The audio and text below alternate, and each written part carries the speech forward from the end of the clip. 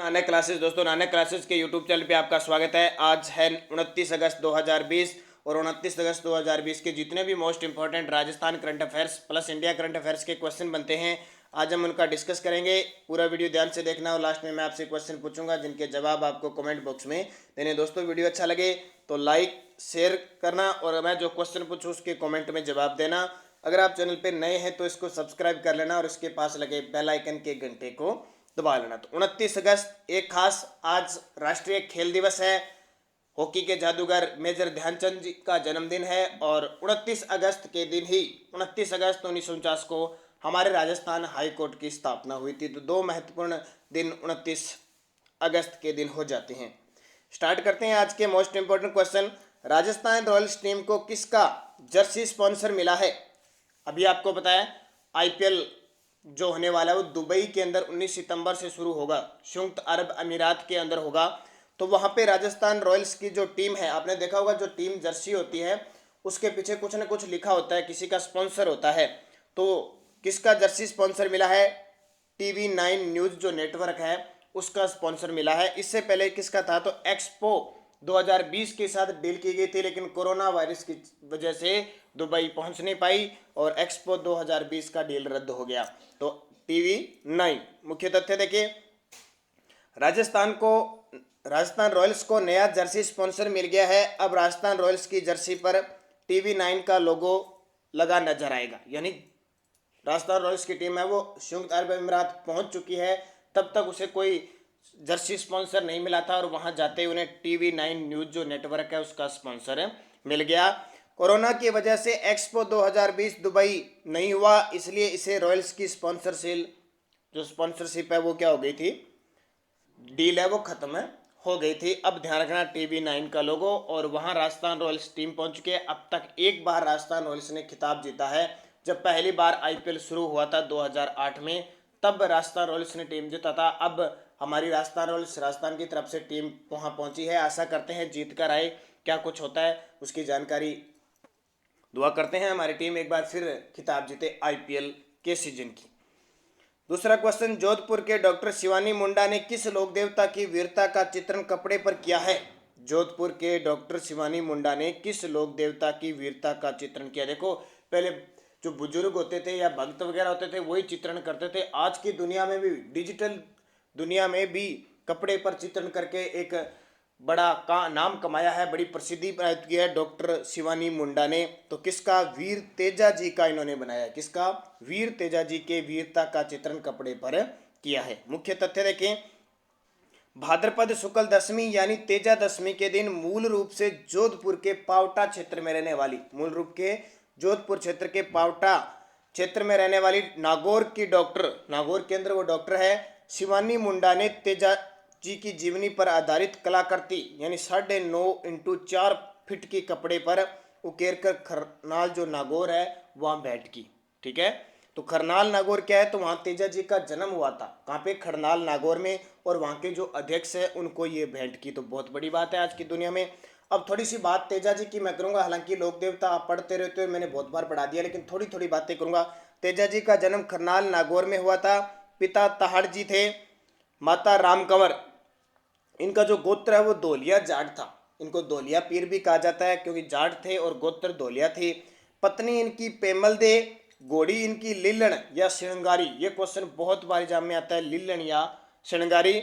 उपनाम इनके काला व बाला का देवता, गायों के देवता, सांपों व नागों के देवता कहा जाता है। अगर आपसे सीधा पूछे ना सांपों के देवता तो गोगा जी, सांपों व नागों के देवता पूछे तो तेजा जी। और ध्यान रखना तेजा जी पंचपीर में शामिल नहीं है, ये बहुत बड़ी बात है। पंचपीर में कौन कौन है? रामदेव जी, पाबू जी, गोगा जी, हड़बू जी और मेहा जी। कई बार क्वेश्चन आता है निम्न में से कौन से लोक देवता है वो पंचपीरों में शामिल नहीं है? तो तेजा जी नहीं है। मृत्यु इनकी थी सुरसुरा अजमेर में और नाग ने इन्हें डसा था सेंद्रिया अजमेर में। ये क्वेश्चन बहुत बार आता है। नाग देवता ने डसा था सेंद्रिया अजमेर में, और लेकिन जाते जाते इनकी मृत्यु कहाँ हुई? सुरसुरा अजमेर में। सर्वाधिक मंदिर है इनके अजमेर में, सबसे ज्यादा मान्यता है। और इनकी जो कर्म भूमि है वो है दुगारी बूंदी के अंदर, दुगारी बूंदी के अंदर। और पुजारी इनका घोड़ला, पुजारी घोड़ला। अजमेर में माली समाज के लोग हैं वो तेजा जी को पूजते हैं। और मेला इनका पर्वतसर नागौर में पशु मेला लगता है जो राजस्थान का आय की दृष्टि से सबसे बड़ा मेला है। ये बहुत बड़ी बात है। राजस्थान में आय की दृष्टि से सबसे बड़ा पशु मेला पर्वतसर नागौर का मेला है। तो ये तेजा जी के बारे में कुछ बातें ध्यान रखना, क्योंकि तेजा दशमी आई थी भाद्रपद शुक्ल दशमी के दिन। भाद्रपद शुक्ल दशमी को रामदेव जी का लक्खी मेला कहाँ पड़ता है जो कोरोना वायरस के कारण रद्द हो गया? भाद्रपद शुक्ल दशमी को रामदेव जी का लक्खी मेला, और कोरोना वायरस की वजह से शायद ही कोई उत्सव मेले बनाए गए हो, लेकिन ये मेला भी रद्द हो गया। तो ये कहाँ लगता है? ये रुणेचा अमदेवरा के अंदर लगता है। कहाँ लगता है? रुणेचे के अंदर लगता है। अब देखो ऑप्शन आ जाते हैं, पोखरण, रुणेचा, जैसलमेर, उड़कासमेर। तो वैसे जिला पूछे तो जैसलमेर लगता है और रुणेचा के अंदर लगता है, लेकिन हमें ध्यान क्या रखना है, जब जहां मूल स्थान होता है ना वो क्वेश्चन सही करना होता है। पिछले साल बीएसटीसी में राजस्थान पुलिस में क्वेश्चन आया था कि जो गुरु जम्बेश्वर भगवान है, जो संत है गुरु जाम्बो जी, उनकी समाधि कहाँ बनी हुई है या उनका मेला कहाँ लगता है? तो ऑप्शन आ गया था, ऑप्शन क्या आया था? मुकाम, नोखा, बीकानेर। तीनों ही आगे थे, मुकाम, नोखा तहसील और बीकानेर है। तो उत्तर क्या होगा? मुकाम होगा उसका विशाल जो मेला पड़ता है। इस प्रकार रुणेचा के अंदर ध्यान रखना। अब देखिए भाद्रपद शुक्ल दशमी के दिन रामदेव जी ने जैसलमेर के रुणेचा गांव में समाधि ली थी। ठीक है, इसलिए भाद्रपद शुक्ल दशमी को विशाल मेला लगता है। और भाद्रपद शुक्ल दूज को उड़कासमेर शिव तहसील बाड़मेर में इनका जन्म हुआ था। बाबेरी बीज जिसको कहा जाता है, ये तो जन्म हुआ था। और इस दिन भाद्रपद शुक्ल दशमी को इन्होंने क्या ली थी? समाधि ली थी। रामदेव जी से संबंधित प्रमुख ग्रंथ, अब मैं रामदेव जी के बारे में आपको बहुत बार बता चुका हूँ, पिता माता कौन कौन से क्या है। अब आज एक इंपॉर्टेंट आपके लिए बात है, रामदेव जी से संबंधित प्रमुख ग्रंथ रामदेव प्रकाश किसने लिखा था? पुरोहित राम सिंह ने। रामदेव प्रकाश पुरोहित राम सिंह ने। रामदेव चरित्र किसने लिखा था? रुद्र सिंह तोमर ने। और रामदेव वैली किसने लिखी थी? हरजी बाटी ने। ये तीनों ग्रंथ ध्यान रखना, क्योंकि बाकी रामदेव जी के बारे में अपनी बात बहुत बार चर्चा करते हो, खुद आप पढ़ सकते हो, लेकिन कुछ नई चीजें आपको जरूरी है। रामदेव चरित्र रुद्र सिंह तोमर और रामदेव वैली हरजी बाटी। चौथा क्वेश्चन देखिए, खेजड़ली में भाद्रपद शुक्ल दशमी के दिन कौन सा बलिदान दिवस बनाया गया? खेजड़ली में भाद्रपद शुक्ल दशमी के दिन कौन सा बलिदान दिवस बनाया गया? 300वां, 290वां, 250वां, 246वां? अब जल्दी से कमेंट कर दो, क्योंकि 2020 में से 1730 घटा के मुझे बताओ कितना आएगा जल्दी से, क्योंकि बहुत सारे विद्यार्थी तो इस कसमकस में रह जाते हैं कि इसका उत्तर क्या हो सकता है। तो 1730 में खेजड़ली आंदोलन हुआ था, उसमें 2020 में से आपको घटाना है, जल्दी से घटाकर और मुझे बताइए। तो 290वां बलिदान दिवस बनाया गया। भाद्रपद शुक्ल दशमी को खेजड़ली जोधपुर में विश्व का एकमात्र वृक्ष मेला मिलता है, और यह भी आपको पता है कोरोना वायरस की वजह से रद्द हो गया। 1730 को खेजड़ली गांव जोधपुर में महाराजा अभय सिंह के कहने पर लकड़ी काटने का आदेश दिया गया था, और वहां अमृता देवी के नेतृत्व में 363 व्यक्तियों द्वारा बलिदान दिया गया था। इसके उपलक्ष्य में आपको पता है राजस्थान में पर्यावरण के क्षेत्र में सबसे बड़ा पुरस्कार दिया जाता है अमृता देवी पुरस्कार, जिसमें व्यक्ति विशेष को 50,000 रुपये दिए जाते हैं, और संस्था श्रेणी में जब आती है तो 1 लाख रुपए दिए जाते हैं। इंपॉर्टेंट है। और पिछले जो साल आपको पता है मुख्यमंत्री अशोक गहलोत जी या मुकाम भी आए थे और खेजड़ली भी गए थे, तो वहां इन्होंने खेजड़ली धाम बनाने की घोषणा जोधपुर के अंदर की थी। तो ये बातें आपके लिए इंपॉर्टेंट बन जाती है। अगला क्वेश्चन है, राजस्थान के पूर्व मुख्य न्यायाधीश AR लक्ष्मणन जिनका हाल ही में निधन हो गया, हाईकोर्ट के कौन से चीफ जस्टिस थे? ठीक है, राजस्थान के पूर्व मुख्य न्यायाधीश AR लक्ष्मणन जिनका हाल ही में निधन हो गया, हाई कोर्ट के कौन से चीफ जस्टिस थे? हालांकि एग्जाम में क्वेश्चन ये होता है, आज तक हमारे राजस्थान हाई कोर्ट के 36 मुख्य न्यायाधीश हो चुके हैं, लेकिन इनका निधन हो गया तो चर्चित है, पूछा जा सकता है एग्जाम में AR लक्ष्मणन कौन थे? तो राजस्थान के हाई कोर्ट के 22वें चीफ जस्टिस थे। मुख्य तथ्य, सुप्रीम कोर्ट के पूर्व न्यायाधीश तथा राजस्थान हाई कोर्ट के पूर्व मुख्य न्यायाधीश, हमारे राजस्थान के हाई कोर्ट के मुख्य न्यायाधीश AR लक्ष्मण जो हाई कोर्ट के 22वें मुख्य न्यायाधीश थे, का हाल ही में निधन हो गया। और आज आपको पता 29 अगस्त 1949 के दिन राजस्थान हाई कोर्ट की स्थापना हुई थी। अब मैं कल क्वेश्चन लेके आऊंगा, पूरी डिटेल के साथ आपको बताऊंगा। और वर्तमान में जो 37वें मुख्य न्यायाधीश है इंद्रजीत मोहंती है, प्रथम हमारे राजस्थान के थे वो थे कमलकांत वर्मा, और सर्वाधिक कार्यकाल जिसका रहा था वो कैलाशनाथ वांचू का रहा था। तो ये आपके लिए इंपॉर्टेंट सारी के सारे क्वेश्चन। और दूसरी बात, जिस विद्यार्थी ने राजस्थान में कौन का हमारा वीडियो नहीं देखा, वर्तमान में कौन से किस पद पर है, तो वो जरूर देखे, वीडियो डाला हुआ है, अभी 5 दिन पहले ही डाला है। नेक्स्ट क्वेश्चन देखिए, जीवनलाल माथुर का हाल ही में निधन हो गया, उनका संबंध था। जीवनलाल माथुर का निधन हो गया, उनका संबंध था। तो जीवनलाल माथुर थे माध्यमिक शिक्षा बोर्ड के पूर्व अध्यक्ष, राजस्थान माध्यमिक शिक्षा बोर्ड के पूर्व अध्यक्ष थे जीवनलाल माथुर, जिनका हाल ही में क्या हो गया, निधन हो गया। मुख्य तथ्य, माध्यमिक शिक्षा बोर्ड के पूर्व अध्यक्ष जीवनलाल माथुर का हाल ही में निधन हो गया, क्योंकि हालांकि इंपॉर्टेंट नहीं है, लेकिन अब निधन हुआ है तो चर्चित रहता है, चर्चित रहता है तो हर न्यूज में आपको मिलेगा, और हर जो मासिक पत्रिका आती है कोई भी वहां मिलेगा, तो एग्जामिनर की नजर वहां पड़ सकती है। तो जीवनलाल माथुर वर्ष 1991 से 2 बार इस बोर्ड के अध्यक्ष रहे थे। माध्यमिक शिक्षा बोर्ड की स्थापना 1957 में हुई थी, मुख्यालय अजमेर में, और इसके वर्तमान अध्यक्ष कौन है, डॉक्टर धर्मपाल जरोली। डॉक्टर धर्मपाल जरोली, ये ध्यान रखना इंपॉर्टेंट है, वर्तमान में है। और आप जिसको आप साइट लगाते हो ना, BSER माध्यमिक शिक्षा जो बोर्ड लगाते हो अजमेर, 10वीं 12वीं 8वीं का रिजल्ट आप प्राप्त करते हो, वो यही माध्यमिक शिक्षा बोर्ड है। 7वां देखिए, देश में मेरा अस्पताल प्रोजेक्ट के तहत राजस्थान का कौन सा जिला राज्य में शीर्ष स्थान पे रहा है।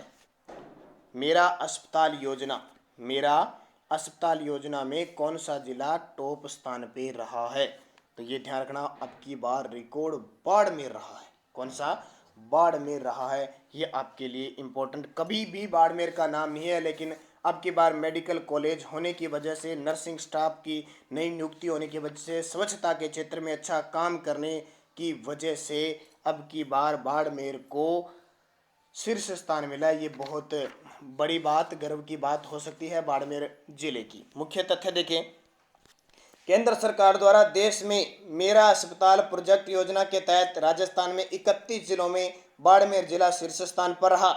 बाड़मेर जिला पहली बार जिला अस्पतालों में शीर्ष पर रहा है। केंद्र सरकार इलाज करवा रहे मरीजों की सुविधाओं के आधार पर, मरीजों की सुविधा के आधार पर फीडबैक ले रही है, जिसमें किसने बाजी मारी, तो बाड़मेर ने बाजी मारी। मैंने आपको बता दिया, स्वच्छता के क्षेत्र में हो या किसी के भी क्षेत्र में हो तो बाड़मेर का नाम आता है। अब बाड़मेर की बात आई है तो एक बात बता देता हूँ, बाड़मेर की सीमा है वो गुजरात से भी लगती है और पाकिस्तान से भी लगती है। और एक लोक देवी पूछी बाड़मेर में तो कौन सी, विरात्रा माता। कौन सी, विरात्रा माता, जिस यह बोपो की कुल देवी है, और इसका मंदिर है वो चोहटन गांव बाड़मेर में बना हुआ है। कहाँ पे, चोहटन गांव बाड़मेर में बना हुआ है। और जो चोहटन गांव है वो किसके लिए प्रसिद्ध है, गोंद के लिए प्रसिद्ध है। और एक यहाँ पे मेला लगता है, मल्लीनाथ जी का मेला लगता है, ध्यान रखना, तिलवाड़ा बाड़मेर में लूणी नदी के किनारे लगता है, जो राजस्थान का सबसे पुराना पशु मेला। तो 2 बातें आपको बाड़मेर के बारे में याद रखनी है। 8वां देखिए, अंतर्राष्ट्रीय बुकर पुरस्कार जीतने वाली सबसे कम उम्र की लेखिका कौन बनी है। अंतर्राष्ट्रीय बुकर पुरस्कार जीतने वाली सबसे कम उम्र की लेखिका कौन बनी है, तो मारिके लुकास रिजनेवेल्ड। मारिके लुकास रिजनेवेल्ड, ये नीदरलैंड की है। तो ठीक है, दूसरे यूरोपियन देशों में इस तरह के नाम होते हैं, आपको शॉर्टकट में याद रखना, मारिके लुकास। तो 29 साल की लेखक मारिके नीदरलैंड की रहने वाली है। यह पुरस्कार मूल बुकर पुरस्कार से अलग है, ध्यान रखना, एक मूल बुकर और एक बुकर अलग अलग पुरस्कार है दोनों। इसका जिसका लक्ष्य विश्व भर में अच्छे उपन्यास के ज्यादा प्रकाशन के लिए प्रोत्साहन करता है, यानी उसी को मिलता है जो अच्छा उपन्यास लिखते हैं। 26 अगस्त को मारिके की book the discomfort of evening विजेता घोषित की गई। 26 अगस्त को इनकी पुस्तक है द डिस्कम्फर्ट ऑफ इवनिंग, इनकी विजेता इनके लिए घोषित की गई। यह बुक ईसाई समुदाय के किसान परिवार की कहानी पर आधारित है। इस पुरस्कार में इनाम राशि 50,000 पाउंड मिलती है, जो लेखक और अनुवादक मिशेल हचिसन में बराबर बंटेगी। यानी जो एक तो लेखक होता है, एक अनुवादक होता है, उनको बराबर में वो राशि दी जाती है। अब नीदरलैंड की है, तो नीदरलैंड ध्यान रखना यूरोप महाद्वीप के अंदर है। राजधानी इसकी एम्स्टर्डम है। राजधानी क्या है, एम्स्टर्डम। ज्यादातर लोग ये सोचते हैं हेग, ध्यान रखना, जो अंतर्राष्ट्रीय न्यायालय है ना, उसका जो मुख्यालय है वो हेग के अंदर है, और इसकी राजधानी एम्स्टर्डम है, ध्यान रखना, दोनों अंतर है। और प्रधानमंत्री है वर्तमान में मार्क रुत्ते, और मुद्रा है अमेरिकी डॉलर। तो ये आपके लिए इंपॉर्टेंट बन जाती है। पहले नीदरलैंड, जिसका नाम पहले हॉलैंड था, जिसको डच कहते थे प्राचीन समय में। 9वां क्वेश्चन देखिए, पहला ड्रैगन फ्लाई फेस्टिवल किस राज्य में बनाया गया, जिसका नाम थुम्बी महोत्सव 2020 रखा गया। पहला ड्रैगन फ्लाई फेस्टिवल किस राज्य में मनाया गया, जिसका नाम थुम्बी महोत्सवम 2020 रखा गया, केरल केंद्र बनाया गया। और ये कल आपको वीडियो मिला था स्पेशल राजस्थान के पुरस्कार, पार्ट 1 मिल गया। आज आपको 9 बजे मिलेगा पार्ट 2 राजस्थान के पुरस्कार। एक मिल गया, आज सुबह 9 बजे मिलेगा और आज शाम 6 बजे भी आपको राजस्थान करंट अफेयर्स का एक वीडियो मिलेगा। तो WWF world wide fund nature द्वारा केरल राज्य में पहली बार ड्रैगन फ्लाई फेस्टिवल शुरू किया गया। और एक और उत्सव बनाया गया, अभी ध्यान रखना, नुआखाई जोहार, जो उड़ीसा और छत्तीसगढ़ में संयुक्त रूप से बनाया गया। नुआखाई जोहार उत्सव, ये आपको पता है पूर्वी क्षेत्र में और उत्तरी पूर्वी में जनजातियों में ये बहुत उत्सव होते हैं, कई बार एग्जाम में पूछ लिया जाता है, तो थोड़ा ध्यान रखना। अब पिछले क्वेश्चन था national housing board award Rajasthan के किस व्यक्ति को मिला, तो पवन अरोड़ा को मिला था। नेशनल हाउसिंग बोर्ड की स्थापना 1970 के अंदर हुई थी। 50वीं वर्षगांठ अब की बार बनाई गई थी। ध्यान रखना हाउसिंग बोर्ड की। और नगरीय स्वायत्तता मंत्री है हमारे शांति धारीवाल। एक क्वेश्चन, कुंभलगढ़ दुर्ग के बादल महल की जूनी कचहरी में किस महाराणा का जन्म हुआ था, तो महाराणा प्रताप का जन्म हुआ था। कब यह हुआ था? 9 मई 1597 को हुआ था। ज्येष्ठ शुक्ल तृतीया को हुआ था। कब? ज्येष्ठ शुक्ल तृतीया को हुआ था। कुंभलगढ़ दुर्ग जो राजसमंद के अंदर है, बादल महल है, वहां उस जूनी कचहरी में महाराणा प्रताप का जन्म हुआ था। ध्यान रखना, तो ये आपके लिए इंपॉर्टेंट। और कुंभलगढ़ दुर्ग के बारे में किसने कहा था? अबुल फजल ने कहा था कि इतनी बुलंदियों पर बना हुआ है कि नीचे से ऊपर की ओर देखने पर सर पर रखी पगड़ी गिर जाती है। इसमें जो दीवार बनी हुई है 36 किलोमीटर, उसे भारत की महान दीवार कहते हैं। अब वीडियो के लास्ट में मैं आपसे क्वेश्चन पूछता हूं, जिनके जवाब आपको कमेंट बॉक्स में देना है। तो ये क्वेश्चन तो बहुत इंपॉर्टेंट है। राजस्थान में 27वें Mathuradas Mathur award senior category में किस खिलाड़ी को प्रदान किया जाएगा? अशोक मिनारिया, हितेश पटेल, साहिल भास्कर, उपयुक्त सभी। मथुरादास मार्ग के बारे में 4 से 5 बातें भी आपको बतानी है। जूनियर, सीनियर और सब जूनियर तीनों किस किस को मिले, जरूर कमेंट करोगे। और एक है, राजस्थान में सर्वाधिक ऊर्जा किससे उत्पन्न होती है? राजस्थान में सर्वाधिक विद्युत ऊर्जा है वो किससे उत्पन्न होती है? पवन ऊर्जा, जल विद्युत ऊर्जा, तापीय ऊर्जा, सौर ऊर्जा। तो सही जवाब आपको देना है। और इसकी PDF आपको टेलीग्राम पर नानक क्लासेस स्टडी अड्डा ग्रुप में मिलेगी। BSTC के लिए लगातार आपकी क्लास मिल रही है। कल आपको पुरस्कार से संबंधित एक पार्ट मिला था, आज 9 बजे सुबह दूसरा पार्ट मिलेगा। और आज शाम 6 बजे राजस्थान करंट अफेयर्स के 50 टॉप क्वेश्चनों का एक वीडियो मिलेगा। तो धन्यवाद, जय हिंद, जय भारत।